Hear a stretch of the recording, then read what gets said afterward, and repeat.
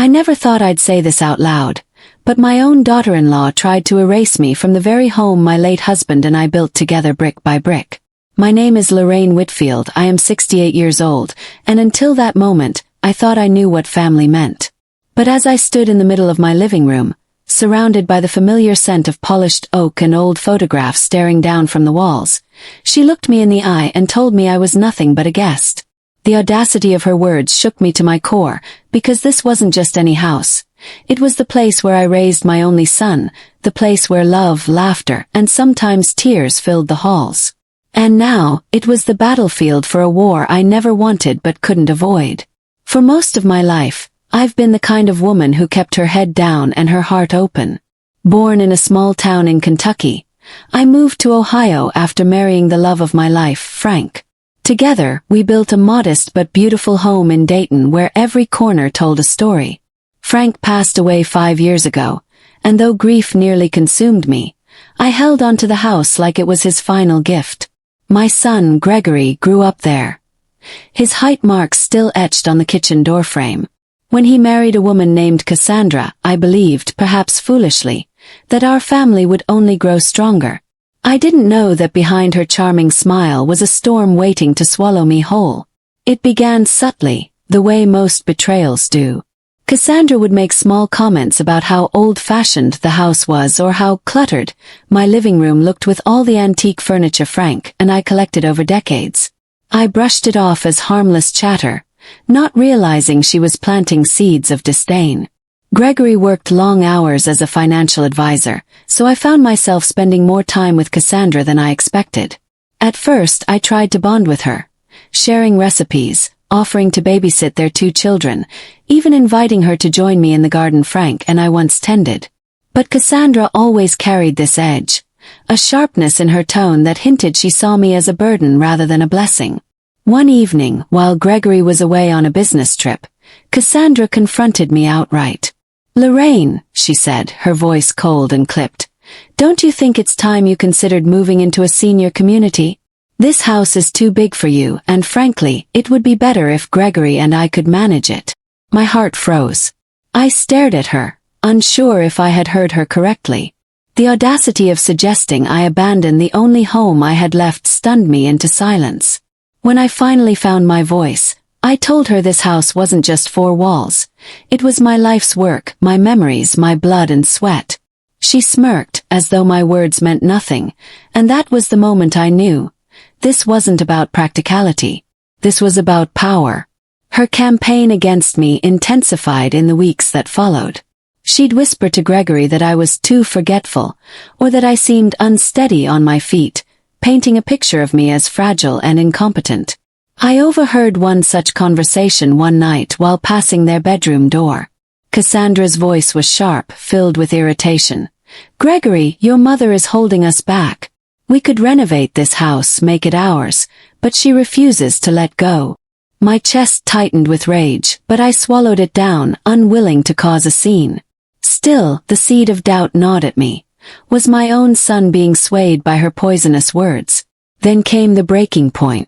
One sunny Saturday morning, Cassandra marched into the living room while I was sipping my tea.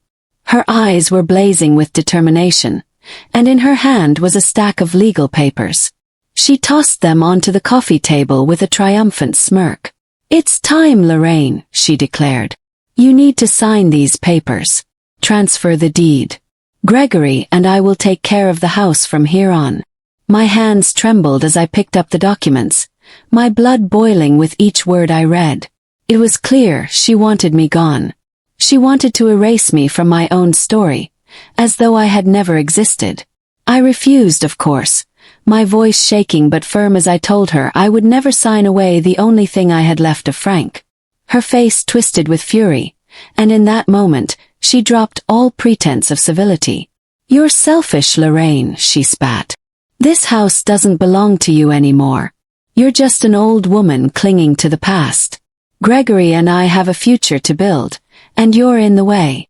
The venom in her words cut me deeper than any blade could. I realized then that this wasn't just about property. This was about respect, about dignity, about whether I still mattered in the family I had given everything for. But what Cassandra didn't know was that I was not the fragile woman she believed me to be. I had endured poverty as a child, survived the loss of my husband, and carried the weight of motherhood on my shoulders. I would not be erased so easily.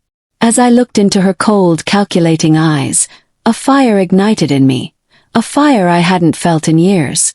If she wanted a war, then she had chosen the wrong opponent. I would fight her with every ounce of strength left in me, not just for myself, but for the memory of Frank, for the love we built within those walls. That night, lying in my bed, I replayed her words over and over until they carved themselves into my mind. Selfish. In the way. Each insult became fuel for my resolve. I knew Cassandra underestimated me, believed me too weak to stand against her. But she had made one critical mistake. She cornered me in my own home. And when you corner a woman who has lost everything but her pride, you awaken a force far stronger than arrogance or greed. She thought she had already won, but she had no idea the storm I was preparing to unleash. As I drifted into uneasy sleep, I whispered a promise to Frank's memory. I won't let her take what's ours. The house creaked with familiar sounds, like the building itself was listening, like it too was standing guard against the invasion. I realized then that this fight wasn't just mine. The spirit of our life together, the love we poured into this place, was on my side. Cassandra believed she held all the cards, but she was about to learn the hardest truth of all. Sometimes the quietest people carry the loudest thunder. And so the stage was set. Cassandra thought she had backed me into a corner, but in reality, she had opened the first chapter of a battle that would expose her greed and shatter her illusions of control. What she didn't know was that I already had a plan forming, a way to turn the tables and remind her exactly whose name was etched into the deed of this house. My heart pounded with a mix of fear and anticipation, but I knew one thing for certain. She would regret underestimating me. Before I tell you how I fought back, how I turned Cassandra's cruel intentions into her greatest humiliation, I want to remind you, if you've been drawn into this story, if you want to see how justice plays out in the walls of this very home, don't forget to subscribe. There's more to come, and trust me, you'll want to witness the storm I unleashed. Because the night after that confrontation, something happened that changed everything. And it's a twist even Cassandra never saw coming. I still remember the first day Frank and I stepped into this house, decades ago, when the walls were bare and the floors creaked under every step. Back then, it was nothing more than a modest shell on a quiet street in Dayton. Yet, when Frank turned to me with that boyish grin of his and said, "Lorraine, this is where our story begins," I believed him. And he was right. We painted those walls with our laughter, our arguments, and every dream we dared to chase. The kitchen smelled of Sunday morning pancakes, the living room echoed with Christmas carols, and the backyard was where Gregory took his first steps. It wasn't just a house. It was the heartbeat of our lives. Every brick held a memory, every corner a secret. This place wasn't just shelter. It was sacred ground, and Cassandra's greed would never change that. Frank was a man of quiet strength, the kind who didn't need to shout to be heard. He worked as a machinist for 35 years, waking before dawn and returning late. His hands calloused, his clothes carrying the scent of oil and iron. But no matter how tired he was, he always found time to sit with me on the porch swing at dusk, sipping iced tea while the world slowed down. I can still hear the sound of cicadas buzzing in the heat of summer, the way his hand would cover mine, steady and warm.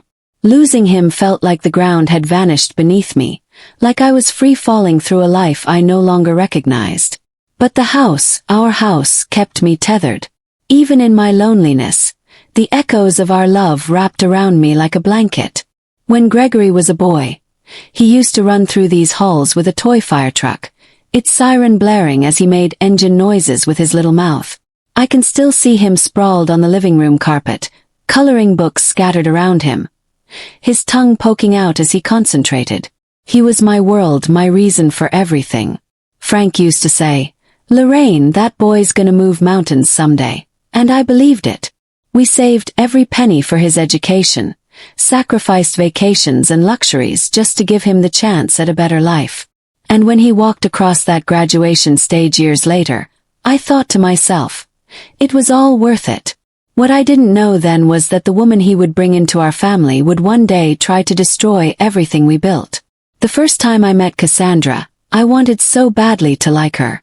She had this dazzling smile, the kind that could light up a room, and Gregory looked at her as though she hung the stars in the sky. They came over for dinner one evening, and I made my famous pot roast with mashed potatoes, just like Gregory loved. Cassandra complimented the meal with sugary sweetness, but I caught the flicker of disdain in her eyes when she looked around my home.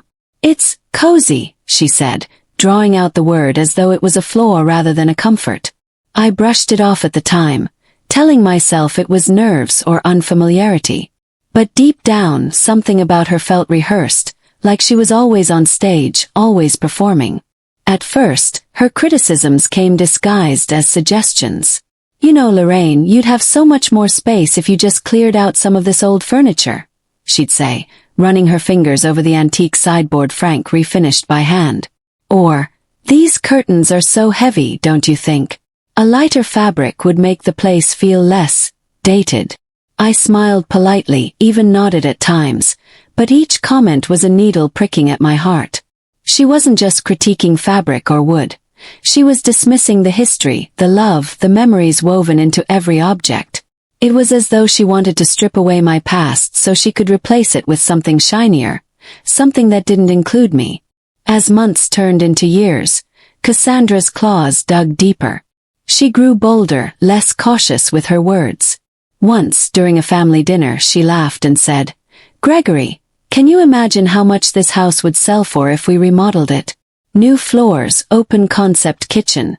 This place would be worth a fortune." My fork froze halfway to my mouth. It wasn't just a careless comment. It was a glimpse into her mind, her hunger for control and money. Gregory, ever the peacemaker, chuckled and brushed it off, but I saw the way Cassandra's eyes gleamed. She wasn't joking. She was plotting. And I knew then that the battle over my home had already begun, even if the war hadn't been declared. But perhaps the cruelest part wasn't Cassandra's scheming. It was the subtle distance growing between Gregory and me.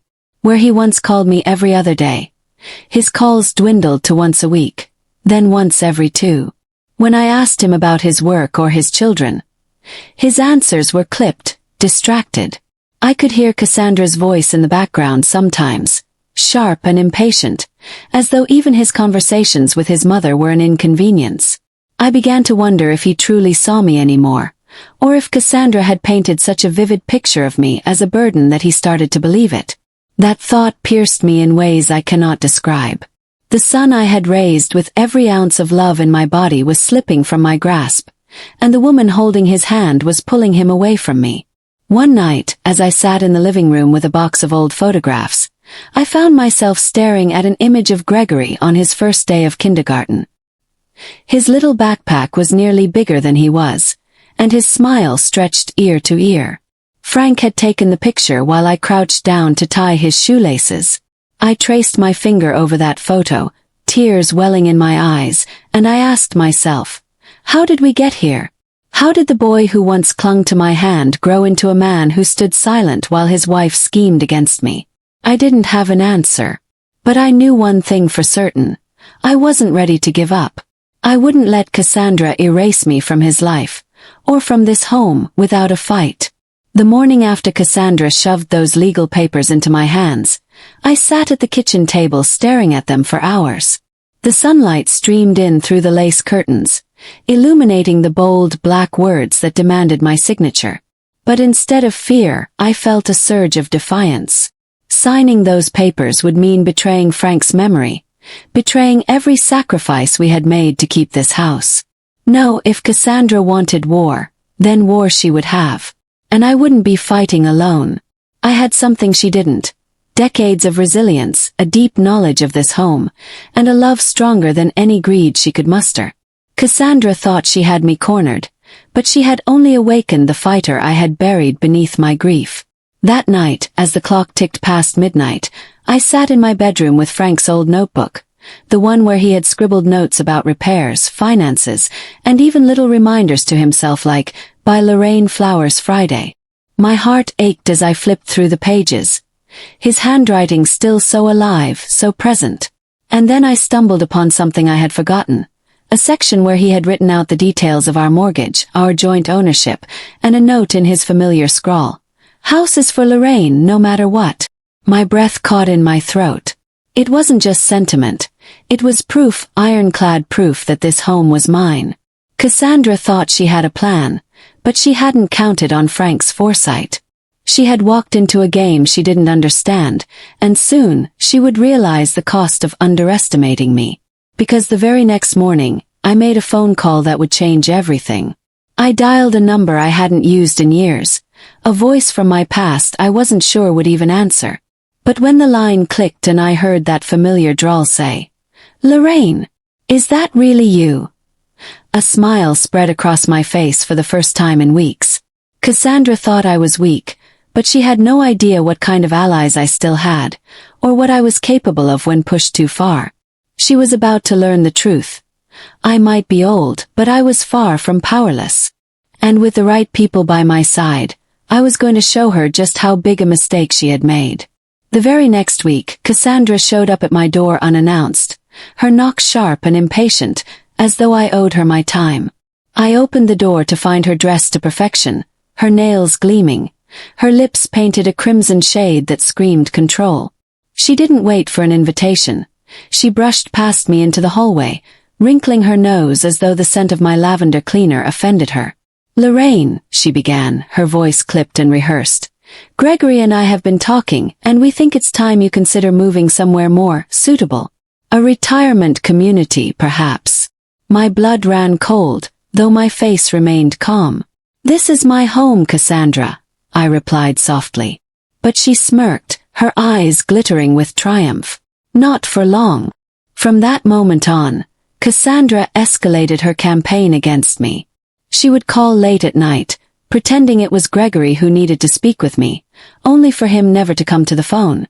She spread whispers among extended family, painting me as stubborn and unstable, claiming I was clinging to a house I couldn't possibly maintain.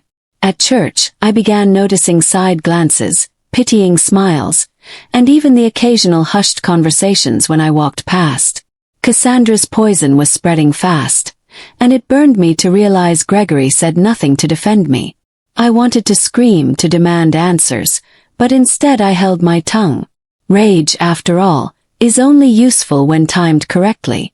One Saturday morning, as I was watering my roses, Cassandra arrived again, this time with a clipboard. "I've made a list," she announced, shoving the papers into my hands. It detailed retirement homes in the area, each with costs neatly underlined and notes about amenities like daily meals provided and on-site medical staff. She said it all with mock concern, as though she were doing me a favor. "You'll be happier around people your own age," she added with syrupy venom. I stared at the list, then folded it neatly, tucking it into my apron pocket. "Thank you for your effort," I said evenly, "but this rose bush has deeper roots than you can imagine." "And so do I." Cassandra scoffed, muttering under her breath, but she didn't notice the determination brewing behind my smile. Her tactics only grew crueler.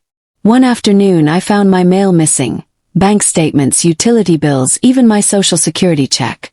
I later discovered Cassandra had sweet-talked the postal worker into redirecting some of my mail to her address, claiming it was a mistake. When I confronted Gregory, his response cut deeper than any knife. "Mom, maybe Cassandra's just trying to help you get organized," he said, his voice weary, as though I were the unreasonable one. I wanted to grab his shoulders and shake sense into him, to remind him who raised him, who loved him when no one else did. But instead I swallowed my hurt. Cassandra thought she was clever, but she didn't realize I had started keeping records, documenting every slight, every trick, every manipulation. It was around this time that my mysterious ally re-entered my life. His name was Harold Whitaker, a retired attorney I'd known since high school. He had represented Frank and me decades earlier when we bought the house, and he still lived in town, his sharp mind untouched by age. When I explained my situation, Harold listened quietly, nodding as though he had anticipated every word. "Lorraine," he said finally, You're sitting on a fortress, not a liability. Cassandra thinks she can bully you out, but the law doesn't bend for greed. If you're willing to fight, I'll stand with you. Relief surged through me, but I masked it with a calm smile. Cassandra wanted me alone. Instead, I was arming myself with allies she didn't even know existed. Meanwhile, Cassandra's mask of civility began to slip. She started showing up with Gregory more often, barging in as though the house already belonged to her. She would walk through the rooms, commenting loudly about renovations. We'll knock this wall down, put the kids' playroom over there, maybe even add a sunroom. She never said if, always when, her confidence reeking of arrogance. I watched Gregory's silence, his eyes darting nervously, and I realized Cassandra's grip on him was ironclad. My heart broke to see my son reduced to a shadow, but my anger toward her only sharpened. She believed she was winning, but she was merely writing her own downfall. Every word she spoke was another nail in the coffin of her credibility. The final straw came one stormy evening when Cassandra showed up dripping wet, her mascara streaking down her face like war paint. She slammed a document onto my kitchen table, shouting, "This is happening whether you like it or not." It was a petition for guardianship, claiming I was no longer capable of making decisions for myself. The audacity made my hands tremble, not from fear but from fury. She wanted to strip me of my dignity, my independence, my very voice. I looked her dead in the eye and said, "Cassandra, you have no idea who you're playing with." She laughed, cruel and mocking, then stormed out, leaving muddy footprints across Frank's old hardwood floors. That night, I sat alone in the flickering candlelight, clutching Harold's number in my hand. The storm outside was nothing compared to the one I was about to unleash. By the following morning, I was no longer just Lorraine, the grieving widow clinging to memories. I was Lorraine, the fighter, the strategist, the woman Frank had always believed could weather any storm. I gathered every photo, every letter, every mortgage document, and marched them to Harold's office. "She thinks she can erase me," I told him, my voice steady, "but she doesn't know the strength of a woman who has nothing left to lose." Harold leaned back in his chair, a slow smile spreading across his face. "Good," he said. "Then let's show her." Cassandra believed she had cornered me, but in reality, she had lit the fire that would burn her empire of lies to ash. And soon everyone, including Gregory, would see her for what she truly was. The courthouse smelled faintly of old wood and coffee, the kind of scent that reminded me of Frank's office when he used to pore over blueprints late into the night. I sat beside Harold Whittaker, who adjusted his glasses and gave me a reassuring nod as Cassandra strutted into the room with Gregory trailing behind her like a defeated soldier. She carried herself as though she already owned the world, her heels clicking against the marble floor in arrogant rhythm. "Don't worry," Harold whispered, his voice low but firm. "Judges don't like arrogance. Just tell your truth. Let her bury herself." I clutched the stack of documents in my lap, evidence of every cruel attempt she had made to push me out. For the first time I felt a strange calm, because today, Cassandra was stepping into my battlefield, not hers. The petition she filed painted me as incapable, unstable, and dangerously forgetful, an old woman clinging to a crumbling house. I almost laughed when the judge read it aloud, her words echoing through the courtroom like Cassandra's fantasy version of me. Harold rose slowly, adjusting his tie, and presented the mortgage documents signed in my name, the utilities still under my control, the bank records showing not a penny misplaced. "Mrs. Whittaker," the judge asked, "do you consider yourself incapable of managing these affairs?" I lifted my chin, my voice steady. "Your Honor, I have been managing this home and my life for decades without anyone's permission. I am not fragile. I am not incapable. And I am certainly not for sale."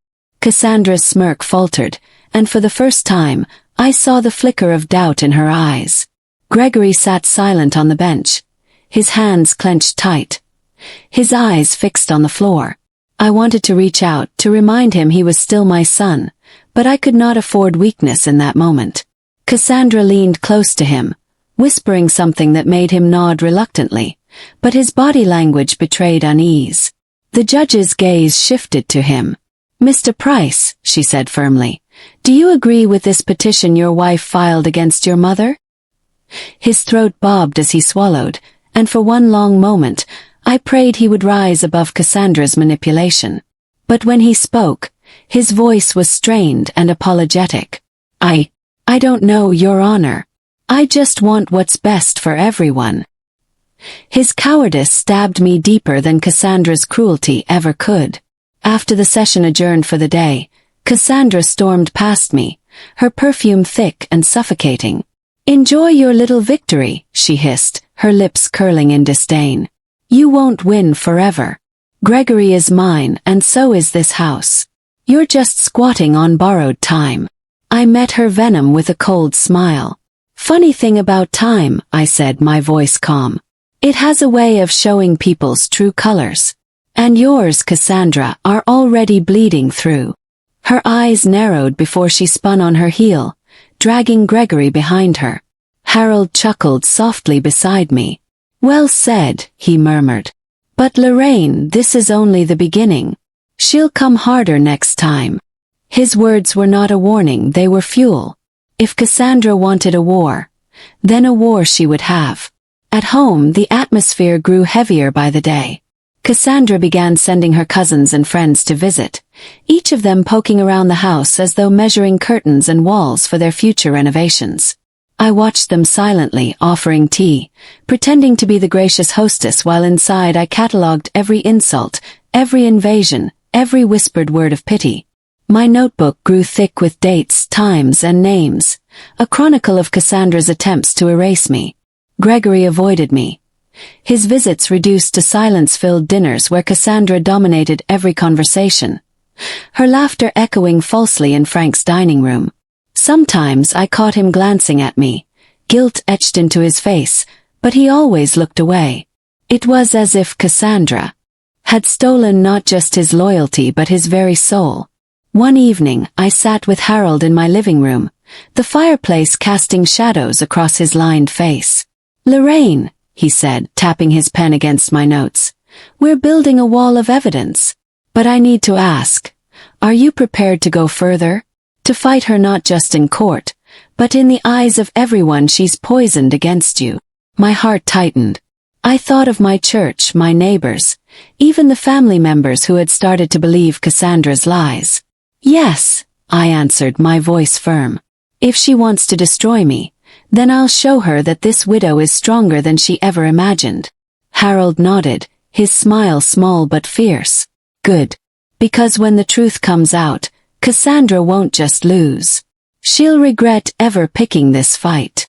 The next court date arrived quicker than expected. This time, Cassandra came armed with witnesses. Her sister, a neighbor who barely knew me, and even the pastor's wife, whom she had cornered with fabricated tales of my decline. They testified about odd behaviors and forgetfulness, their voices dripping with false pity.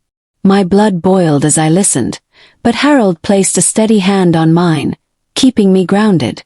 Then it was my turn. I stood, my voice carrying not just anger but dignity. I described Cassandra's intrusions, her manipulations, the missing mail, the false stories spread around town. I held up my notebook, each page a testament to her cruelty. This isn't concern, I told the judge. This is control. This is theft of dignity. And I will not stand for it. The courtroom was silent when I finished. Even Cassandra seemed rattled. After court, Gregory lingered behind while Cassandra barked orders at her lawyer in the hallway. He approached me slowly, his face pale. "Mom," he whispered, "I didn't know it was this bad." My chest tightened with a mix of hope and heartbreak. "Gregory," I said softly, "you've always known. You just refused to see." His eyes darted toward Cassandra's voice echoing down the hall, and he shook his head. I can't go against her," he muttered before rushing back to her side. I watched him leave, the sting of betrayal cutting deeper, but Harold's words echoed in my mind. This was only the beginning. Cassandra thought she had shaken me, but she had only sharpened my resolve. The real battle wasn't won in that courtroom. It was won in every truth I refused to let her bury. That night, I sat at Frank's desk, the glow of the lamp illuminating old photographs scattered before me. My wedding day. Gregory's first birthday. The house when it was first built. I realized this wasn't just about brick and mortar. It was about memory, legacy, and love. Cassandra saw a house. I saw a lifetime. And I vowed that no matter how far she pushed, no matter how much Gregory betrayed me with his silence, I would fight until my last breath. When I closed the notebook, I whispered to Frank's photo, "She has no idea what's coming." And in that moment I believed it, not just with hope but with certainty. Cassandra had awakened a storm she couldn't control. And I was done waiting for her to regret it. I would make sure she did. The morning after that tense dinner, I awoke with a heaviness in my chest, the kind that tells you something is terribly wrong before you even open your eyes. My house, the home I had built with my late husband, the place where I raised my children and buried my memories, no longer felt like a sanctuary. Felt like a battlefield. I shuffled into the kitchen to find Cassie already there, sipping coffee from my favorite mug, her eyes fixed on her phone. She didn't even look up when I entered. The audacity cut deep. I wanted to scream to remind her whose roof she was under, but I bit my tongue. The war was far from over, and if I was going to survive it, I needed strategy, not rage. Later that day, I overheard her whispering on the phone. I stood behind the slightly cracked door to the living room, holding my breath. Her voice was low but sharp, dripping with venom as she described me to whoever was listening. "She's old, stubborn, and clinging to a house that doesn't belong to her anymore," she hissed. "Once Michael sees the truth, we'll have everything." My blood froze. She wasn't just trying to drive me out emotionally. She was planting seeds of ownership, twisting Michael into believing that my home was now their entitlement. My pulse raced, my body shaking with a mix of fear and fury. This was no longer about disrespect. It was about survival. That night, Michael came into my room while I was folding laundry. His expression was conflicted, his eyes darting away from mine like a guilty child. "Mom," he began, rubbing the back of his neck, "Cassie says you're having trouble adjusting. Maybe it would be better if you took some time away." My heart shattered. My own son, the boy I had carried, nursed, and comforted through every nightmare, was now questioning whether I belonged in my own home. I looked at him, silent tears sliding down my cheeks. "Michael," I whispered, "this house was built on your father's sweat and my sacrifices. Do you truly think I should leave it for her comfort?" His silence said more than words ever could. The Cassie I knew had succeeded in poisoning him. But beneath my grief, something stronger began to rise, resolve. If Cassie wanted a war, then she would have it. I wasn't the fragile, helpless widow she thought I was. I had survived poverty, widowhood, and raising 2 children on my own. She had no idea who she was dealing with. That night, I sat at the dining table with a stack of old photo albums and documents, each page a weapon waiting to be sharpened. Pictures of Michael as a child, legal papers in my name, even the deed to the house. It all reminded me that this was more than a home. It was my legacy.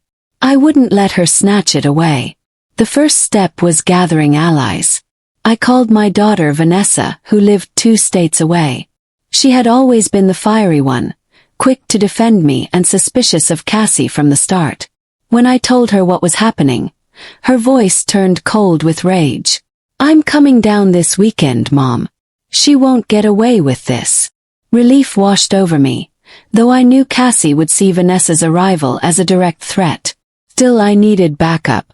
For too long I had been fighting this battle alone, and my spirit was growing weary. With Vanessa by my side, the balance of power might finally shift. But Cassie wasn't going to make things easy. The very next day, I noticed subtle changes. My car keys mysteriously misplaced, important mail suddenly missing, groceries I had bought mysteriously vanishing. At first, I thought I was losing my mind, but then I caught her smirk when she thought I wasn't looking. It was psychological warfare, a cruel attempt to make me question my own sanity. I realized then that she wasn't just selfish, she was dangerous. And if I didn't act quickly, She might push me into a corner I couldn't escape. The fire inside me burned hotter. When Vanessa arrived that weekend, she marched into the house like a storm. Cassie tried to greet her with fake sweetness, but Vanessa cut her off with a glare that could slice steel. "Don't play nice with me," Vanessa snapped. "I know exactly what you're doing, and it ends now." For the first time I saw Cassie falter, her composure cracking as Vanessa stood her ground. Michael tried to mediate, but Vanessa wouldn't let him dodge. "You're letting your wife treat your mother like trash," she shouted. "How dare you?" Michael's face turned pale. For once, the guilt seemed to sink in. But Cassie's eyes narrowed, and I knew she wasn't done. That evening Vanessa and I stayed up late in the living room, strategizing. "Mom," she said firmly, "we need legal protection. If she's trying to stake a claim to this house, we need to get ahead of it." I nodded, though the thought of dragging family into court felt like swallowing glass. But Vanessa was right. Cassie was bold enough to whisper lies into Michael's ears. What was to stop her from taking it further?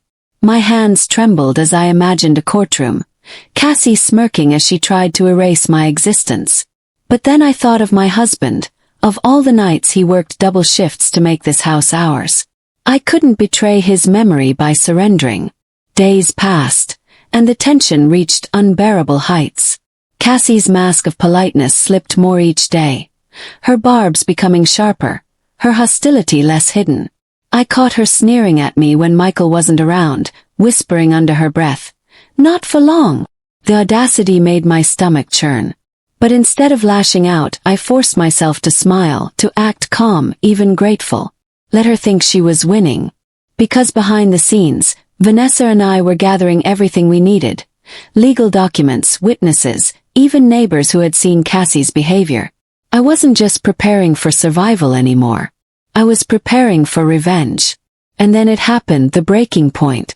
One evening, after Michael left for work, Cassie stormed into the living room where I was knitting. Her face was twisted with fury. "You need to leave, Lorraine. I'm done with your pity games. Pack your things and get out before I make you regret it." Her voice dripped with venom, but it was her eyes that chilled me. Cold, calculating, certain of her power. For a moment fear gripped me. But then I felt an unexpected calm wash over me.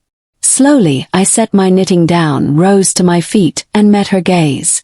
"Cassie," I said evenly, "you've made the biggest mistake of your life." She blinked, startled by my composure. For the first time, I saw doubt flicker across her face. I stepped closer, my voice low but steady. "You think you've already won, but you have no idea what's coming." I didn't raise my voice, didn't scream or cry. I simply let the words hang in the air, heavy with the promise of retribution.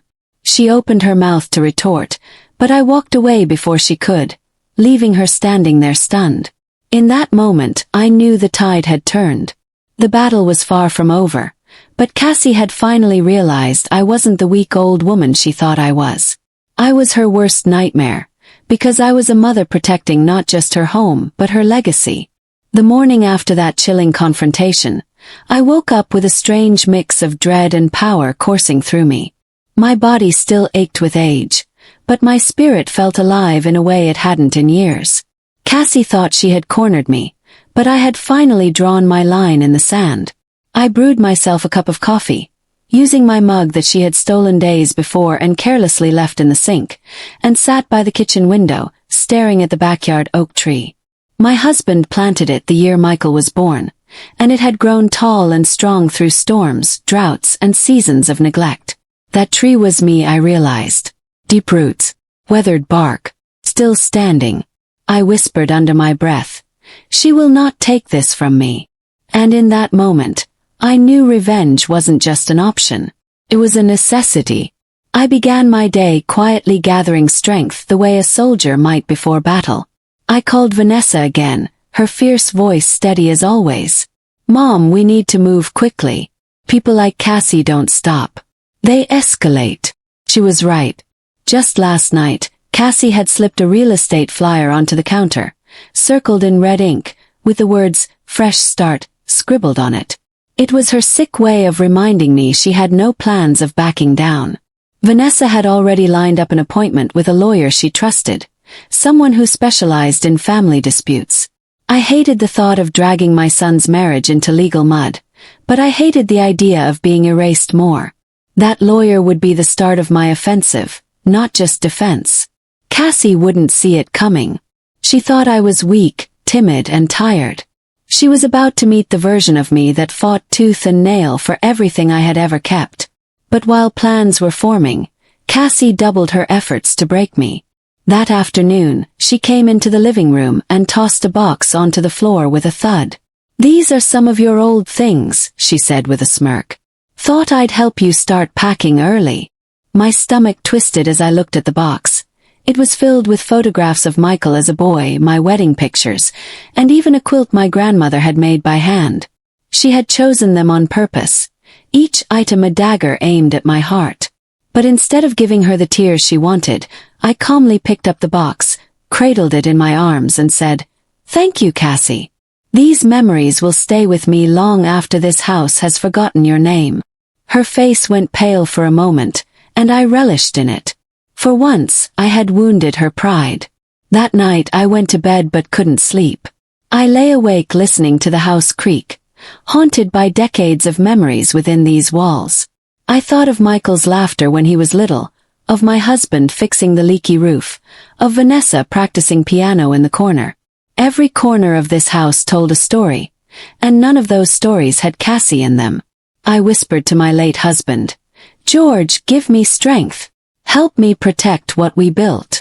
I felt a calm settle over me, like his spirit was still here, guiding me through the storm. When I finally drifted to sleep, I dreamed of standing in a courtroom, Cassie trembling on the other side while I held the deed high in my hands. It wasn't just a dream. It was a prophecy I intended to fulfill. The next morning, Vanessa arrived early with her usual energy, marching into the kitchen with a folder full of documents. "Here," she said, spreading out the house deed, tax records, and even my husband's will. "This proves the house is entirely yours. No loopholes. No co-ownership. Nothing."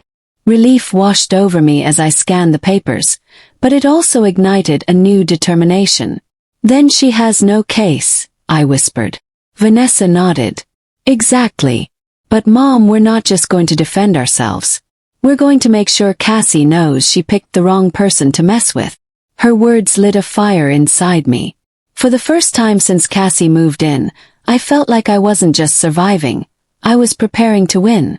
Cassie, of course, wasn't blind to the shift. That evening, she cornered me in the hallway, her voice dripping with contempt. "I don't know what game you're playing, but you should just give up. You don't belong here anymore." I leaned in close, so close I could see the flicker of uncertainty in her eyes.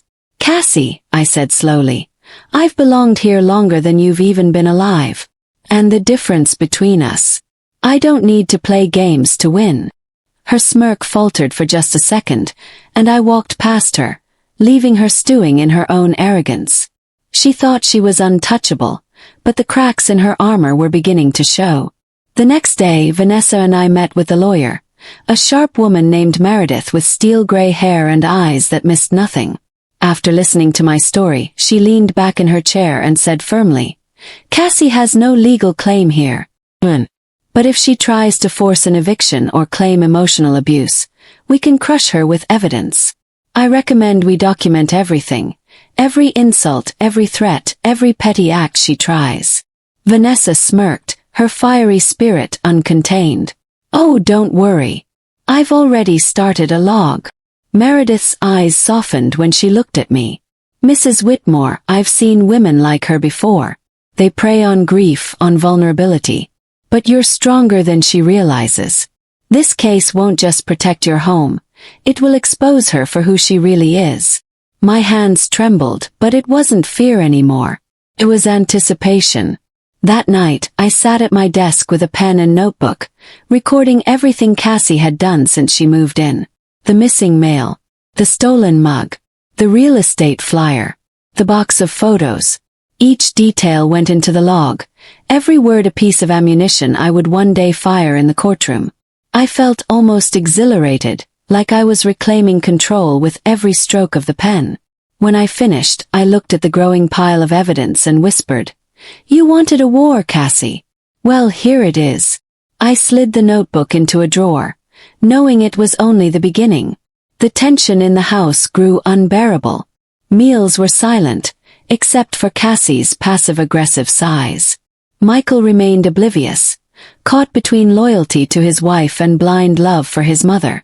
I wanted to shake him, to scream, "Open your eyes!" But I knew it wasn't time yet. The moment would come when the truth would be undeniable. For now, patience was my greatest weapon. Cassie thought her small victories, misplaced items, cruel words, staged arguments, were weakening me. But all they were really doing was building my case. Each act of cruelty was another nail in the coffin of her own undoing. And then came the night when I caught her red-handed.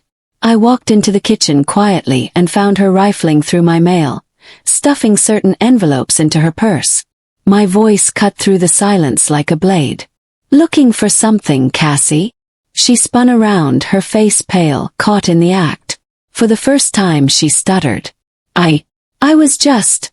I stepped closer, my voice calm but filled with steel. "Stealing is a crime. And lucky for me, I've been keeping track of everything." Her eyes widened, fear flickering in her gaze. She realized then that I wasn't just fighting. I was documenting, planning, and preparing. I turned and walked away, but not before saying over my shoulder, "Enjoy your last few weeks here. You'll need them." That night as I lay in bed, I felt something I hadn't felt in months: peace. The battlefield hadn't changed, but I had. I wasn't just Lorraine, the grieving widow trying to cling to her home. I was Lorraine, the strategist, the fighter, the survivor. Cassie thought she was writing me out of my own story. What she didn't know was that I was already writing her downfall. And soon, very soon, the world would watch her crumble. The morning sun cut through my blinds, sharp and unrelenting, almost as if it wanted to remind me there was no turning back. I woke with a surge of clarity that made my heart pound like a drum. Cassie had crossed too many lines, stealing my mail, taunting me, trying to uproot me from the house I had built my life in. She wasn't just cruel, she was dangerous. As I sat on the edge of my bed, I realized the old Lorraine, the one who cried silently into her pillow, hoping things would get better, was gone. I was no longer waiting for kindness to return to this house. I was ready to fight for it. Coffee in hand, I walked downstairs deliberately, each step echoing in my chest like a declaration. This war was mine to win. Cassie wouldn't know what hit her when the truth unfolded in daylight. Cassie was already in the kitchen, her hair perfectly curled, her phone glued to her ear as she laughed loudly. She was always performing, even in her own home, or rather what she thought would soon be hers. I leaned against the doorway, arms crossed, listening to her say, "Yeah, Michael and I will probably list the house soon. Market's hot. We'll make a fortune." Her audacity stung, but I forced myself to stay silent. When she finally noticed me, her eyes narrowed. "What are you staring at?" she snapped. I smiled faintly, the kind of smile that unsettles without explanation. "Just thinking," I said, my tone calm, measured. "It must be exhausting to plan a future you don't own." She flushed, her bravado faltering for just a second. That single crack was enough to fuel me for the entire day. The tide was turning, and she could sense it. Later Vanessa called, her voice crisp with urgency. "Mom," Meredith filed the preliminary paperwork. "Cassie's not going to know what hit her. We're going to lock this down legally before she even knows she's in a fight." I exhaled deeply. Relief mingled with anticipation. "Good," I said softly.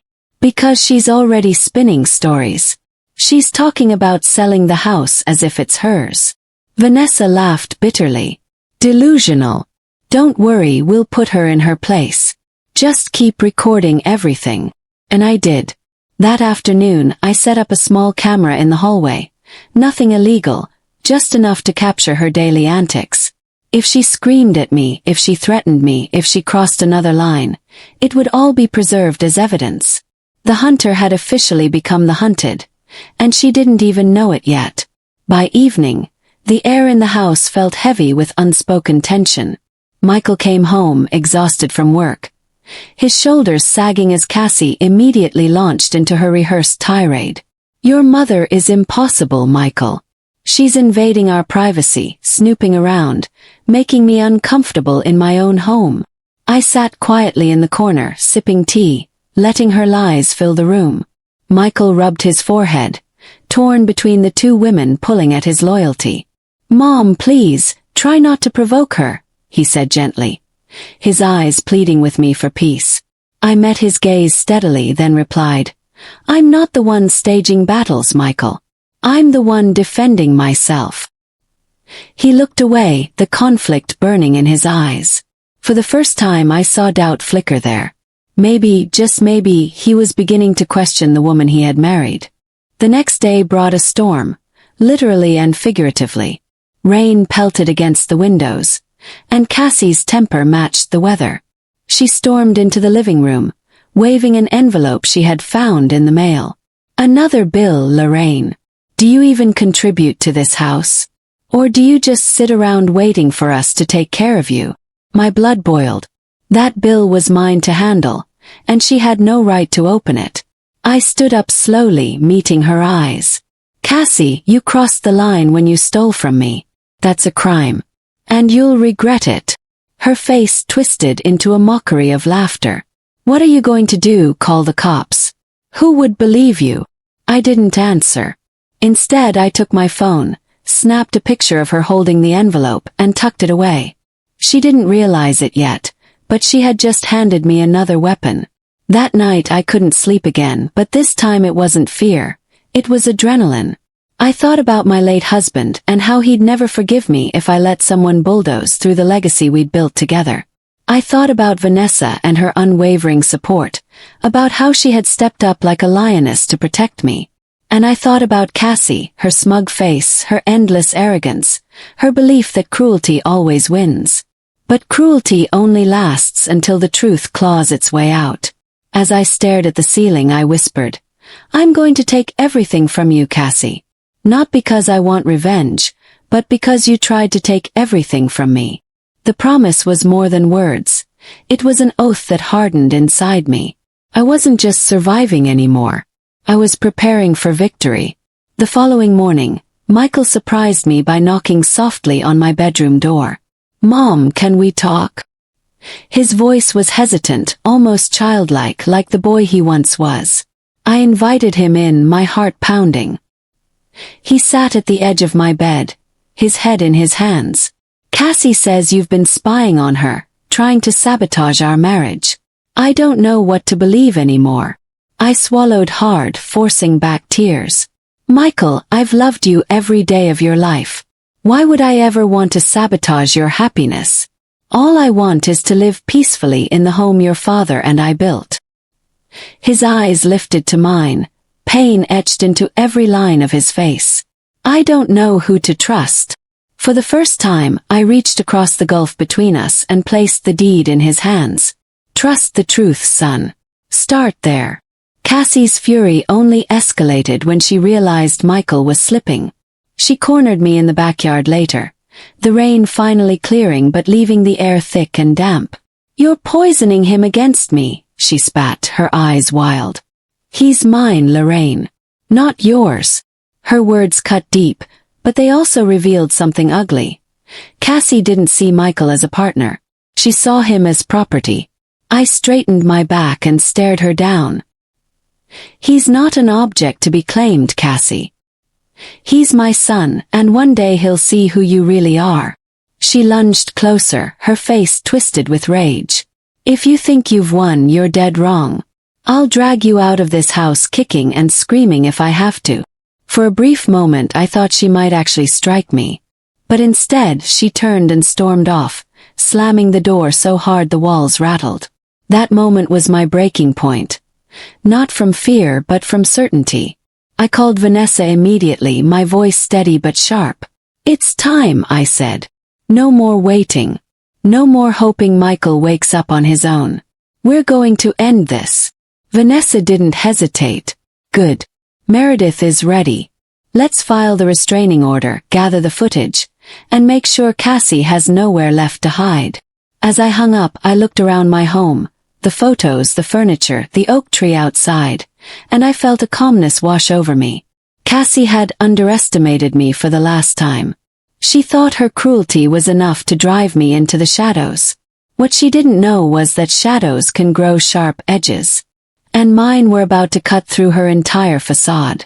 That night, as I drifted into sleep, I no longer dreamed of fear or loss. I dreamed of justice. I dreamed of walking into that courtroom, Meredith by my side, Vanessa cheering me on, and Michael finally seeing the truth with his own eyes. And in that dream, Cassie's smug expression finally broke into the terror she had tried to plant in me. I woke with a small, satisfied smile. It wasn't just a dream. It was the future waiting for me. And I was more than ready to step into it. I had always believed that silence was my safest weapon, the invisible shield I used when the world felt too loud, too cruel, too sharp. But in that moment, sitting across the long oak table from my son and his wife, I realized silence had betrayed me. "You've overstayed," she said coldly, not even glancing at me as she scrolled through her phone. My son sat there, frozen, shoulders slumped. The words cut deeper than any knife could. I thought of the years I gave him, the sacrifices, the nights I went hungry so he could eat. Overstayed. That word lingered like poison in my chest. I wanted to scream, but instead I folded my hands, staring at them, my knuckles pale against the wood. That's when it struck me. Silence wasn't my shield anymore, it was my cage. And I wasn't going to stay caged much longer. I remembered the day I first walked into this house. Fresh paint, polished hardwood floors, and laughter that bounced from wall to wall. Felt like a new beginning. My son had insisted I move in after Harold's passing, saying it would be temporary until you get back on your feet. But months became years, and the warmth of that promise turned into tension, side glances, muttered comments under breath. "She doesn't contribute." I once overheard her saying to him late at night, thinking I was asleep. She had no idea that my pension, every dollar, had gone toward groceries, light bills, even part of their mortgage when he lost his job. She had no idea because I never flaunted it. That was my mistake. I gave quietly, and quiet people are easily erased. Now she wanted me gone, as if my very existence was an inconvenience. I wanted to believe my son would speak up, that he would defend me. But his lips barely parted, only to close again in cowardice. My chest burned with a strange mixture of grief and fury. He was the boy I carried through storms, the boy who clung to my skirt when he was afraid, the boy who cried into my arms after his first heartbreak. Yet in this house he wasn't that boy anymore. He was a man chained by love or perhaps by fear, and I was the weight he was too afraid to hold. "I'm not asking," she continued, her voice sharp. "We need the space, and she needs to find her own. Find my own." At 70, where exactly was my own supposed to be? The thought was cruel, but so was her smirk. That night I didn't sleep. The walls seemed thinner than ever, each whisper slicing through the silence. I heard them laughing, making plans, talking about turning my room into a nursery. I pressed my pillow against my ears, trying to drown out the betrayal. I wasn't just being asked to leave. I was being erased, written out of the story of my own family.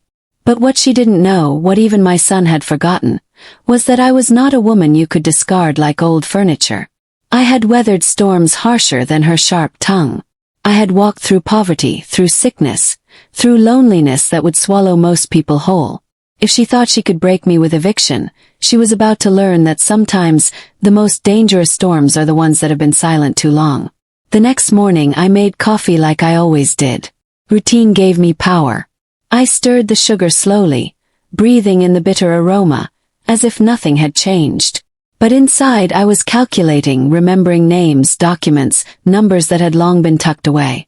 "You're awfully quiet," she said, passing through the kitchen, her tone laced with mockery. I only smiled faintly. She didn't know that her words the night before had ignited something in me.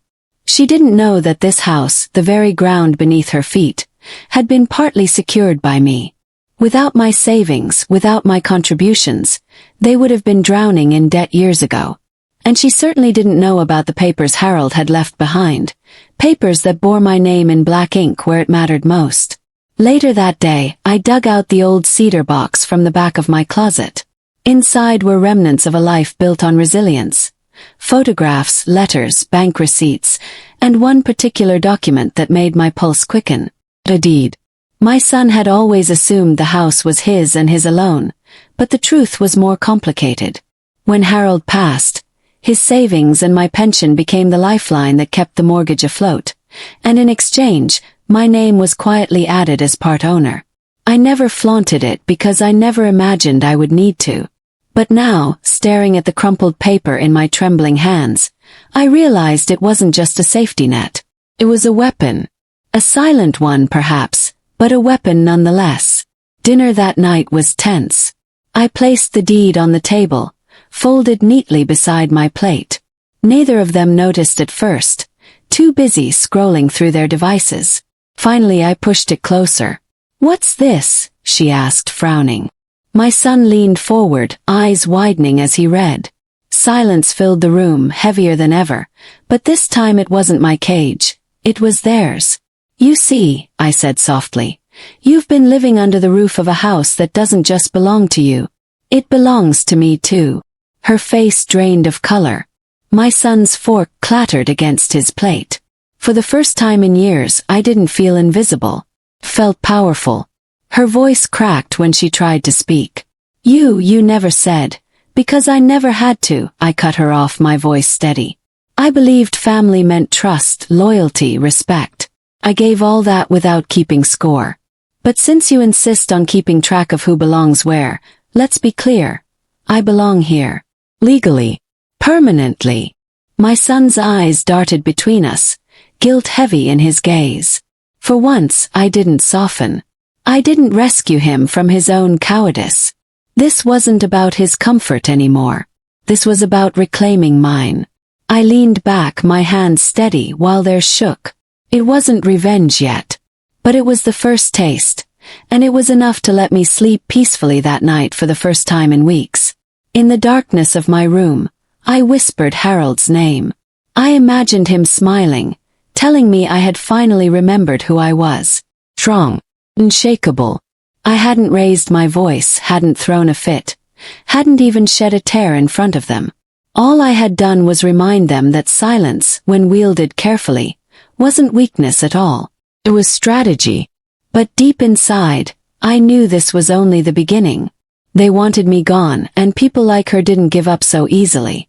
She would scheme, she would push, she would try again. But now I wasn't afraid. Now I wasn't the silent woman caged by their cruelty. I was the storm, and they had no idea how much damage I was capable of. The morning after I revealed the deed, the air in the house felt heavier, like a storm cloud refusing to move. She didn't smile, didn't speak, just stomped around the kitchen with rattling pans, slamming cabinets as if noise could erase truth. My son sat at the table, his face buried in his hands. I quietly buttered my toast, the way I always had, pretending not to notice. But inside I was already planning.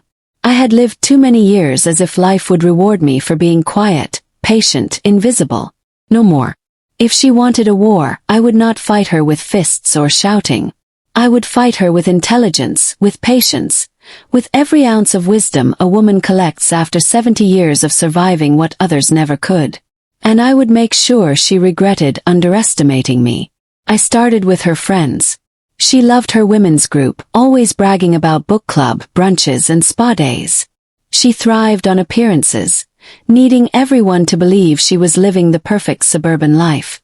So I attended one of their gatherings, uninvited but not unwelcome, because technically I still lived there. I brought homemade lemon bars, just like I used to when Harold was alive. The women swarmed me with warmth, their eyes soft with pity and affection. "It's so good to see you," they said. I smiled sweetly, but I also made sure to drop hints. Delicate, casual remarks about the tension in the house, about how I felt like an unwanted guest in my own home. I didn't need to name her directly. Their raised brows and whispered exchanges told me they understood. Reputation is fragile, and I had just placed the first crack in hers. At first she didn't notice. But whispers travel fast in tight-knit communities, and soon her smiles at brunch became strained. She accused me of gossiping, her voice trembling with rage one evening. I didn't deny it. Instead, I tilted my head and said softly, "I only shared how I felt. If people sympathize, perhaps it says more about you than it does about me." Her face flushed red, and she stormed out of the room. My son looked at me with conflicted eyes, torn between loyalty to his wife and the guilt he carried toward me. I let him stew. It wasn't my job to fix him anymore. If he chose to be spineless, so be it. I was reclaiming my spine piece by piece. And the sweeter my tone, the sharper the blade beneath it. Still, I knew gossip alone wouldn't be enough. She was cunning, and she would strike back eventually. So I turned my attention to something even more powerful. The finances. Over the years, I had kept meticulous records of every bill I had paid, every deposit I had made to keep this household alive when their own income faltered. Receipts, bank statements, letters, all neatly tucked away in folders. That night, I spread them out across my bed like a general preparing for battle. Numbers don't lie, and these numbers painted a clear picture. Without me, they wouldn't have survived. The next day, I presented the evidence at the kitchen table, sliding folder after folder in front of her. "This is what I've contributed," I said calmly. "Tell me again how I don't belong here."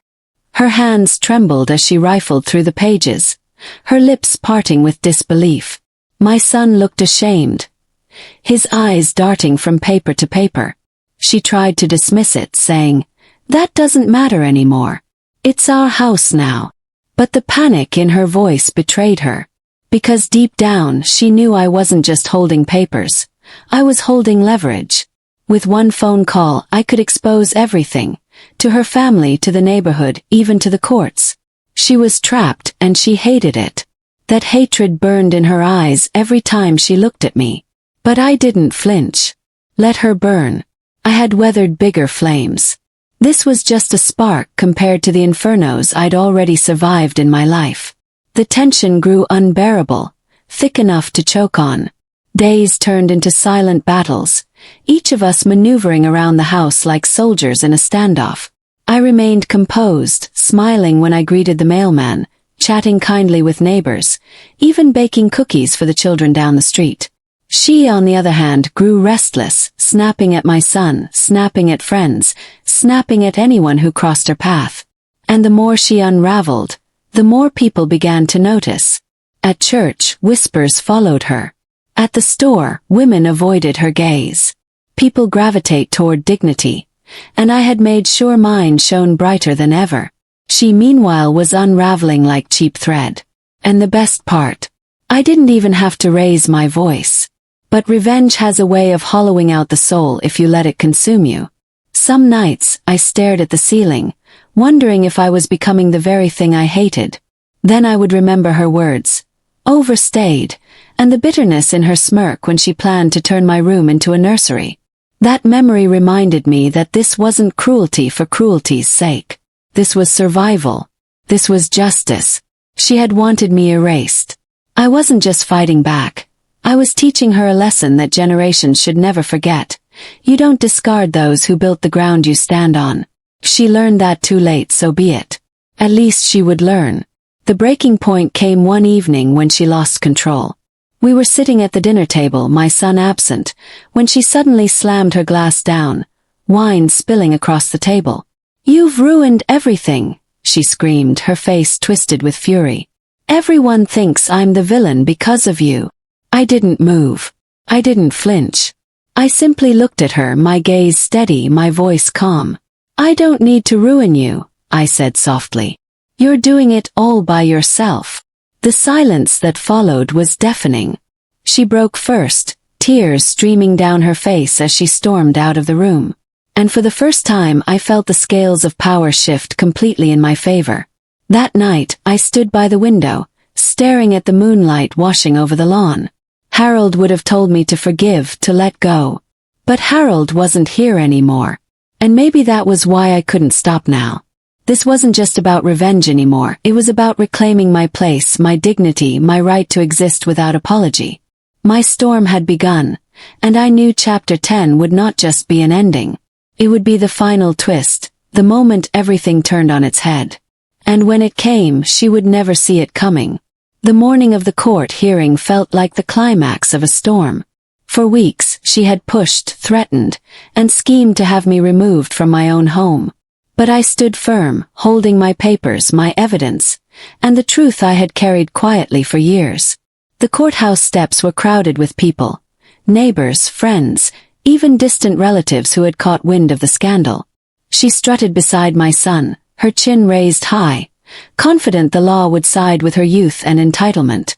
I, however, carried no arrogance, only certainty. This wasn't just about me. It was about every elder who had ever been silenced, every parent cast aside after pouring their soul into family. As I stepped inside, the weight of Harold's memory pressed gently on my shoulder. I wasn't just his widow, I was his legacy. And today that legacy would roar. Inside the courtroom, the silence was heavy, broken only by the shuffle of papers and the judge's stern commands. My daughter-in-law took the stand first, weaving her story of inconvenience and sacrifice. She painted me as a burden, an obstacle to the life she deserved. My son sat beside her, silent but visibly conflicted, his hands trembling in his lap. I watched her every word with calm eyes. Knowing lies have short legs, they never run far before collapsing. When my turn came, I didn't cry, I didn't beg. Instead, I laid out every receipt, every bank statement, every document that showed how much I had poured into that house. The judge leaned forward, eyebrows raised, as the pile grew higher. My voice didn't waver. I am not a burden, I said softly but firmly. I am the foundation. The room shifted. Gasps rippled through the crowd as the truth unfolded like a thunderclap. She shifted uncomfortably, her earlier confidence unraveling with each page I presented. When the judge finally spoke, his voice cut through the air like a knife. This woman is not only legally entitled to remain in this home, but morally entitled. Without her, this household would not stand. Your petition is denied.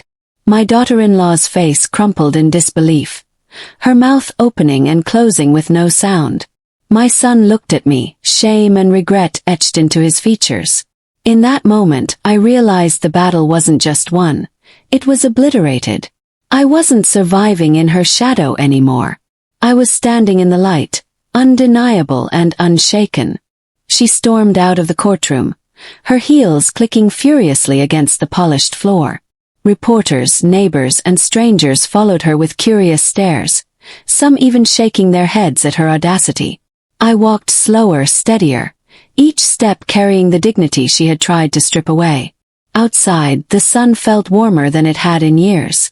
A group of women from her social circle approached me, hugging me, whispering words of support. You were so brave, they said. But I didn't feel brave. I felt vindicated. And sometimes vindication tastes sweeter than victory. Because it wasn't just about winning. It was about showing her that elders are not relics to discard. We are roots, deep and unshakable, holding up the very tree that gives others shade. Back home the silence was different. It was no longer a silence of tension, but of absence. My daughter-in-law packed her bags that very night, her pride too shattered to remain under the same roof. My son tried to plead with her, but she refused to stay. Her departure wasn't loud or dramatic. It was quiet, almost pitiful, the sound of a dream collapsing under its own arrogance. I watched her leave without bitterness. She had written her own ending long before today. My son lingered at the door, eyes heavy with regret, finally whispering, "I'm sorry, Mom." But apologies were no longer enough. He would have to rebuild his respect brick by brick, if I ever chose to let him back into the home of my heart. I didn't celebrate with champagne or confetti.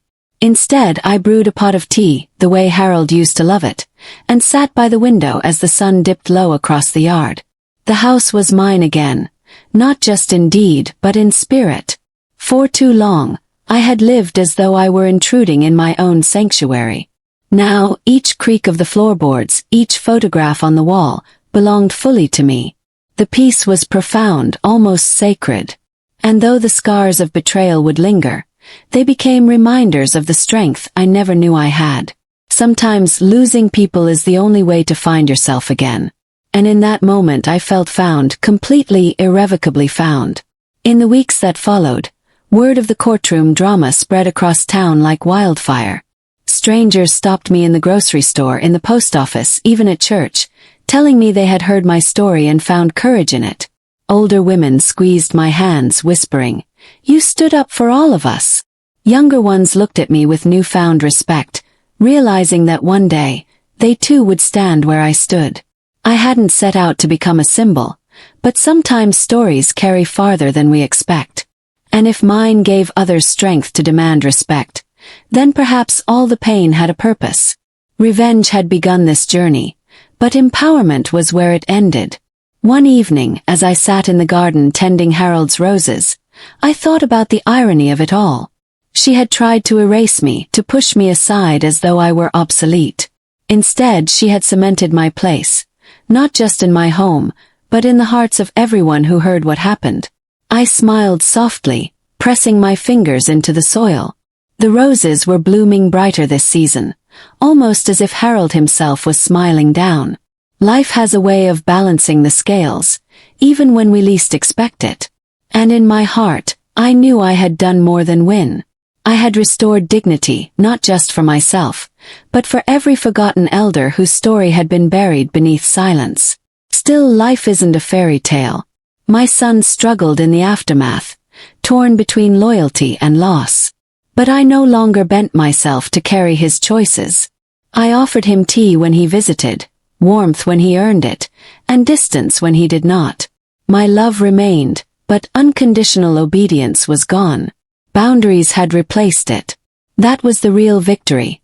Not the courtroom, not the whispers in town, but the rediscovery of my own strength. For the first time in decades, I lived not as someone's wife, someone's mother, or someone's burden. I lived as me. And that was more powerful than any revenge I could have imagined. So here's my truth. Survival is not enough. Respect, dignity, and self-worth matter more than comfort. If you are watching this, don't ever let anyone make you feel like you don't belong in the life you helped build. Stand tall, speak loud, and remember, you are not disposable. If my story resonated with you, I'd love for you to like this video, share it with someone who needs strength, and subscribe so you never miss another story of resilience and justice. Because together we're not just telling stories. We're reclaiming voices. And trust me, sometimes a single voice is powerful enough to change everything.